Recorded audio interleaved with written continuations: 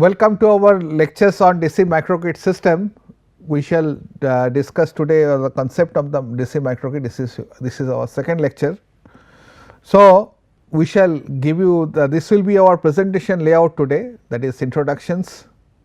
Thereafter, we shall see the different kind of microgrid structures, and then from these structures we shall discuss later the benefit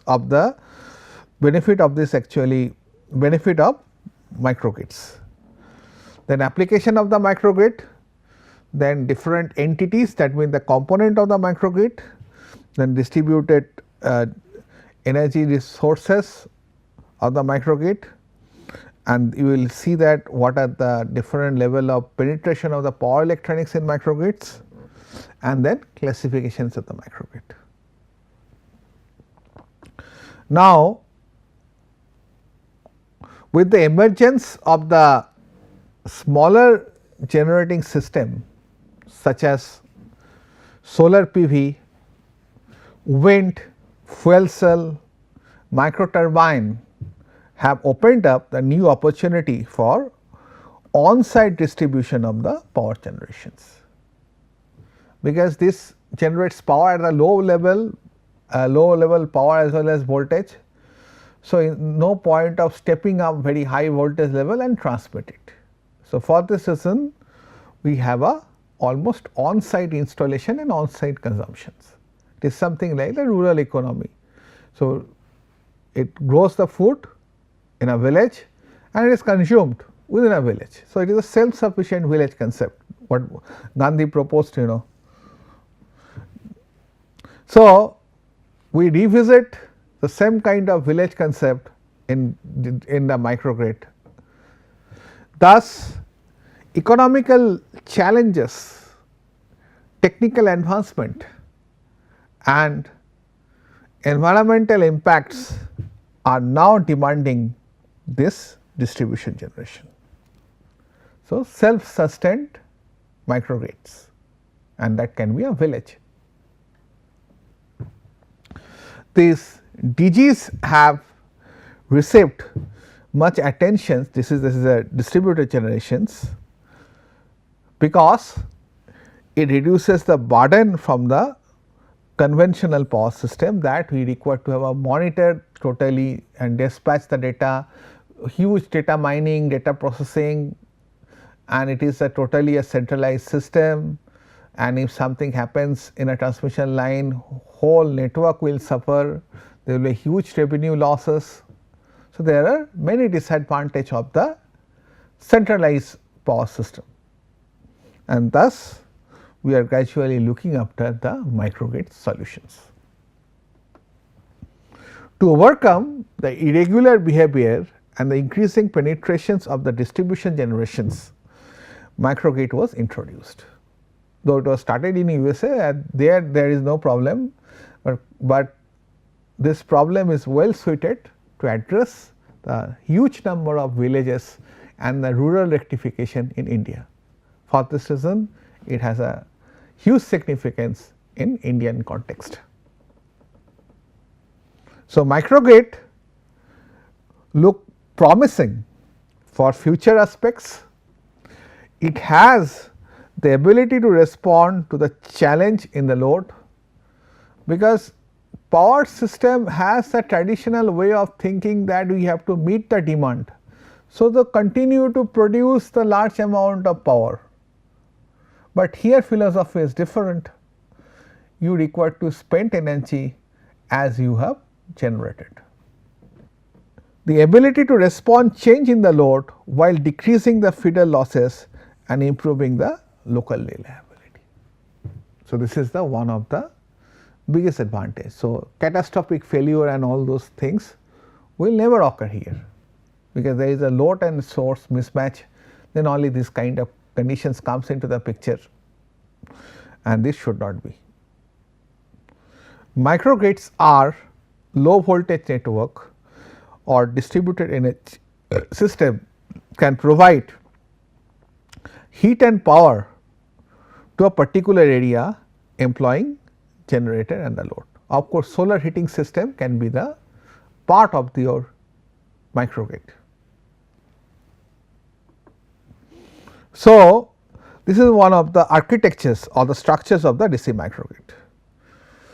You have nowadays, due to penetration of the digital data, you have a huge storage element and that require a DC system. You may have a houses or malls, then you may have a substations and you may have wind farm close to the seashore, and you may have a rooftop or the car parking solar park. From there actually you can store, you can generate the energy and you will have a battery or any other storage element that will store the energy. So, we have the basic architecture of the microgrid is shown in the figure number 1, and it comprises of micro generations. So, these are micro generation. It may be generating 100 kilowatt or 200 kilowatt, something like that. And you will have a storage system since size of the storage is not very large. And thereafter we have a load and the control system. We have to segregate the critical and the non-critical load, and accordingly actually tariff will be fixed. So, for this reason we have a storage element that is basically maybe a critical load, and you may have the some lights for ornamental purpose, that is the non-critical load, you may switch it off. So, and thereafter power electronic interference interfacing converters, because you may have a different load require different kind of voltage and frequency, maybe in case of the DC microgrid, and you may, if it is DC microgrid, it may require a different kind of DC voltages. For this reason you require power electronics interface and converter. So, this is the small structures of the microgrid. So, let us discuss the architecture of the microgrid. Microgrid structure assume an aggregations of load and micro sources operating in a single system, providing both power and heat, and maybe for the winter countries it will be very useful to generate power for the room heating purposes or other applications. Majority of micro sources are power electronics based to provide required flexibility to ensure control operation as a single aggregated system. So, it will stand united as a one unity, that means the aggregated system means. The control flexibility, due to this power electronics, it has a fast control mechanism. Control flexibility allows microgrid to the utility grid as a single controlled unit have plug and play simplicity for micro sources to meet the customer needs.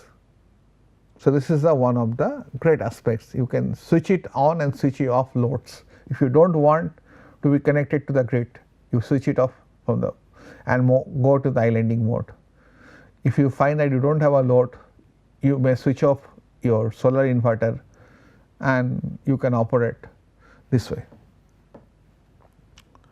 They need include increasing local reliability and security. So, you do not have to cyber security is a very big threat. So, this kind of challenges is not there, since you have a local reliability and security checks at the local level. Enable grid modernization. Enable grid modernization of multiple smart grid technologies. Enhance the integration of distributed and renewable energy sources. Facilitates integrations of combined heat and power. So, that is a quite modern concept, that is the concept of the grid building, where heating element can be incorporated with the power element. Promotes energy efficiency, reduce losses by generations near demand, and potential to reduce large capital investment, because if you setting up a large grid, So, you have to have a transmission line to be put, a transformer to be put, stepping up, stepping down, whole feeder to be put. So, for this is a huge investment. So, for this reason potential to reduce large capital investment, and it may not be meaningful if your consumers are quite low, but you cannot deny to the access of the electricity to them. So, for this reason this microgrid gives a huge opportunity to scale the upliftment of these people, those who are denied electricity and consumption with the. Thus, what do? You have a solution consumption with locally generated power. You put a solar power plant at that village and you generate the power and feed that power in that locality. Potential to reduce the peak load, because you may have a energy management system, you have a storage element.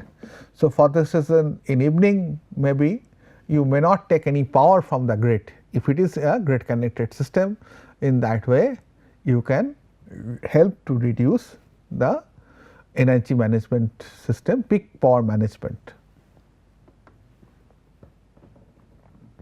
So, benefits of the microgrid: encourage third party investment in the local grid and the power supply, because someone has to manage its architecture, its maintenance, its software, and thus there is a scope of the third party investment, and that gives also the huge opportunity to the local youth. Meet user needs.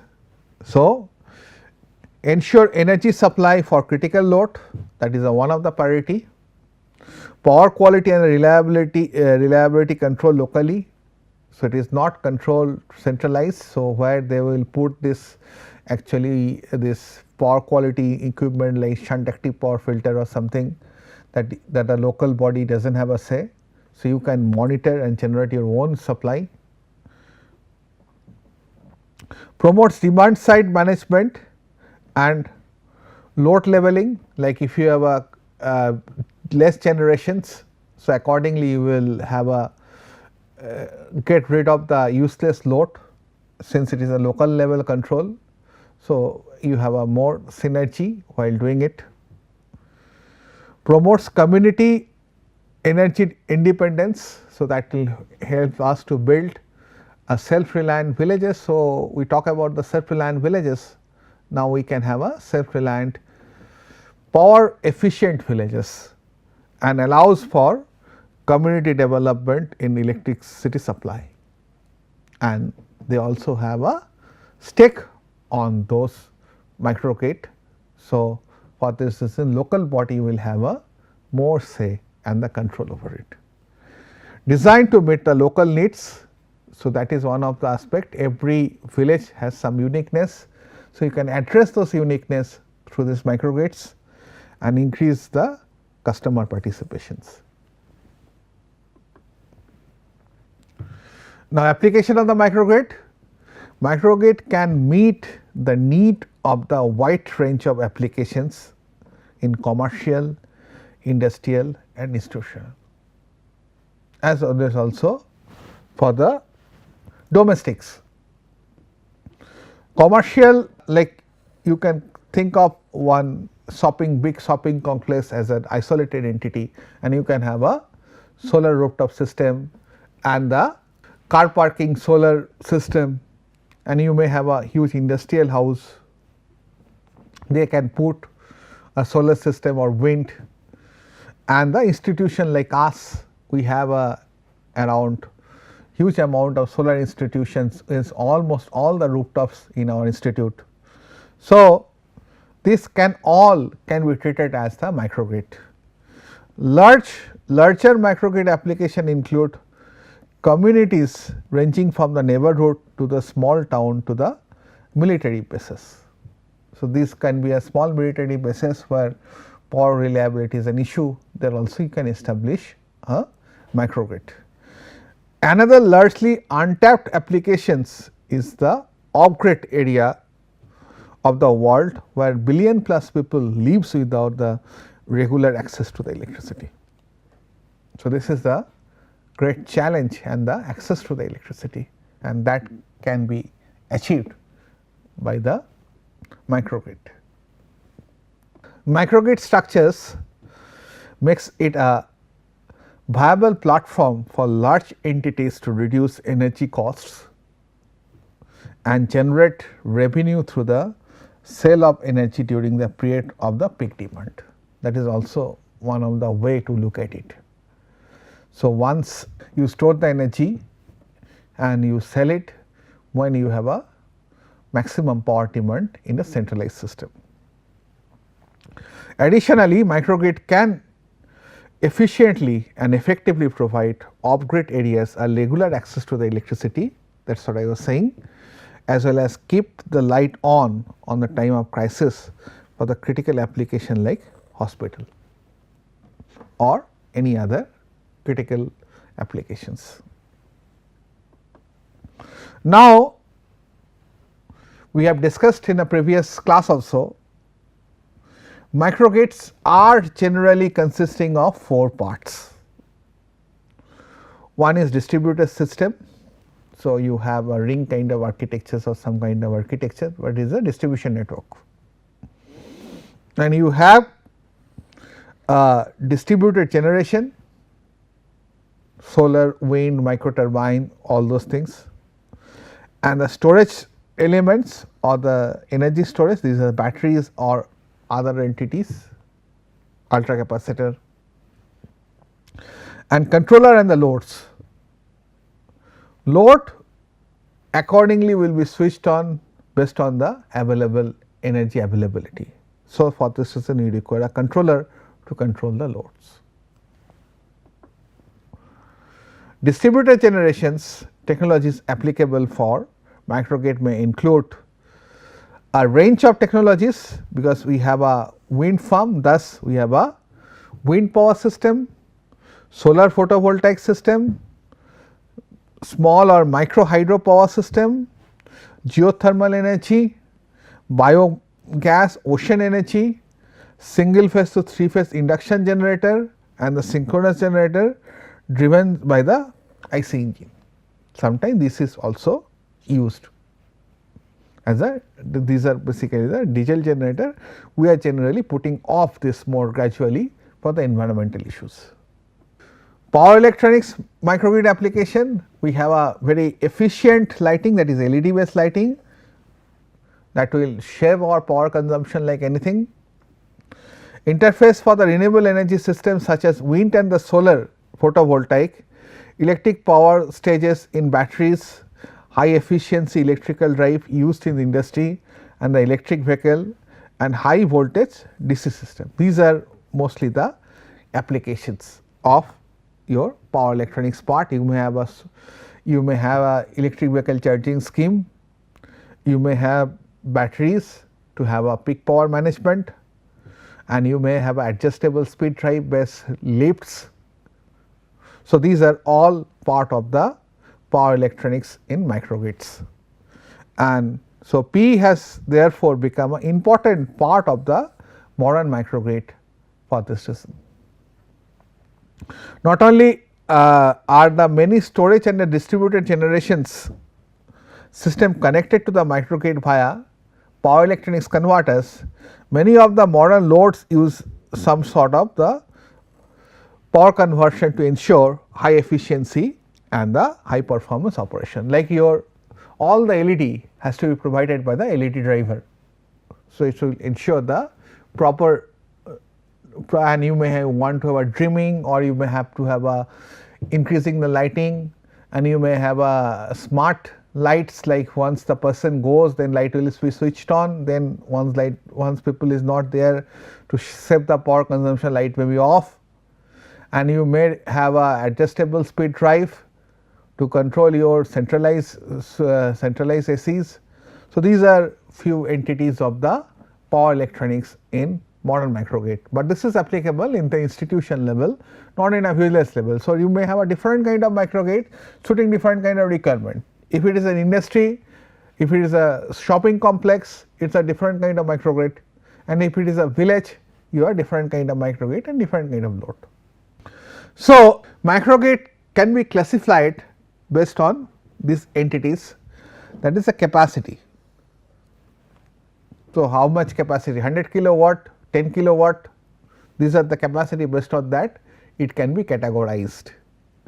And they are a location, whether it is a shopping mall, it is a commercial building, whether it is an industrial building, it is an institution, whether it is a small village community, based on that we can classify. Type of distributed resources or tier for to suit the situation. So, in a village we require a different kind of scheme, and in an industry we require a different kind of scheme. So, accordingly we shall design it. Microgrid can be classified best as by function demand. So, how it will perform. So, if how the load will pop up, accordingly it will be by its capacity to handle the power, and whether it is a AC type microgrid, whether it is a DC type microgrid, or it is a hybrid AC DC, both will be, some part is AC, some part is DC, that is a hybrid microgrid. And we shall later actually shift to the only the DC microgrid. Our course is on the DC microgrid. By function demand, simple microgrid. So, you may have a one entity or two entities and one load. So, that constitute as very simple control logics, and thus a simple microgrid. Multi distribution microgrid, and you may have a utility microgrid. So, these are the different kind of microgrid, based on your classifications we can make it. Now, let us see few things, that is simple microgrid, we generally have the capacity of below 2 megawatt. That a corporate microgrid, mostly you will may have a electronics complex, something like that in Bangalore or Hyderabad. So, they will have a small microgrid, and this may have a capacity of 2 to 5 megawatt. Then feeder area microgrid is a quite large, some semi urban setup, and is a quite a large energy it will cater, that is around 25 to 20 megawatt. Substation area microgrid, whole substations of around 20 megawatt power can be made microgrid. So, that is called substation area microgrid. Independent microgrid, this is you have a Sagar Island in West Bengal, this is a independent microgrid. Depending on the load on an island or a mountainous area or the villages, you set a independent isolated microgrids. What is simple microgrid? A simple microgrid has a capacity generally below 2 megawatt, and is intended for independent facilities and institutes with multiple type of loads and of a small area, such as hospital, school, institute. These are can be catered by the simple microgrid. That are corporate microgrid. Corporate microgrid has a capacity of 2 to 5 megawatt and comprise and combined cooling, heating power and varying size and small household loads. Generally, no commercial installation is been connected here. So, this is basically a corporate microgrid. There we will have a feeder area microgrid. The feeder area microgrid has a capacity of 5 to 10 megawatt, comprises of CCHP size and a large commercial industrial load may be present here. And now, next comes definitely the substation area microgrid. The substation area microgrid has a capacity above 20 kilowatt, 20 megawatt, and generally comprises of the common CCHP and nearby load, including household, commercial and the industrial loads, all can be put into the same segment, and After mentioned microgrids are connected to the common grids and therefore collectively called grid connected microgrids. Generally these are huge capacity. And last, that is a independent microgrid. So, independent microgrids are mainly intended to remote of great areas such as islands, mountainous areas, villages and distributed system of the main grids uses diesel generator or other small unit to meet the power demand of such areas. Now comes to the AC/DC type microgrid. Microgrid are classified into DC microgrid, AC microgrid, AC/DC hybrid microgrid. This is the DC microgrid. Our topic is on DC microgrid. The DC microgrid where distributed generation and the storage element and the DC loads are connected, and DC bus via converter, and the DC bus is connected to the AC load via an inverter to supply the DC and AC load as shown in the figure. See that actually this is the entry point of the grid. So, you will connect a active rectifier. So, for this is what will happen, you will inject power with a good power quality. Thereafter, you may have a single phase AC bus. From there you rectify it, feed it here. That you may have a 3 phase bus and you can feed it here, and this is the DC bus, and you may have a DC to DC converter to store the battery, and it may be bidirectional. Similarly, it may be a distributed generation like solar, and it may feeding to it, and you may have a DC load. This power is unidirectional, this power is bidirectional, and this power is also unidirectional, considering that it is a DC load. So, this is the structures of the DC microgrid. Similarly, you may have a AC microgrid. So, AC microgrid distribution network is connected to the AC bus via the circuit breaker, and the AC bus control the microgrid operation system through the circuit breaker and PCC. So, this is your entry point of it, and you may have a battery storage element. So, there is AC to DC. So, it is bidirectional, and you may have a DC distributed generation like solar. So, for this reason, first you have a process DC, then you will convert into the AC and feed it to the bus, and you may be actually connecting generating grid directly connected to the rectifier, or you may have a AC loads that can directly feed to the AC bus. And now you have a microgrid, that is AC DC, that is hybrid. Some portion is AC and some portion is DC. See that here you got a DC bus and here you got a AC bus, and in between they are connected by the AC to DC and DC to AC bidirectional converter, and for this reason this is called the microgrid. Power can enter from the distribution network, and you can have a AC to DC converter and store the battery, that is a bidirectional. You may have a DC generator, and that may feed to this AC grid, and you may have a direct connections of the AC generator, and you may have AC loads, and similarly you can have a DC bus. From there you can have a part of it is actually DC load and DC generator, and they can interact via a AC to DC converter. This is the structures of the hybrid microgrid. Now, thank you for your attention. We shall continue to our discussions on the DC microgrid in your next classes. Thank you.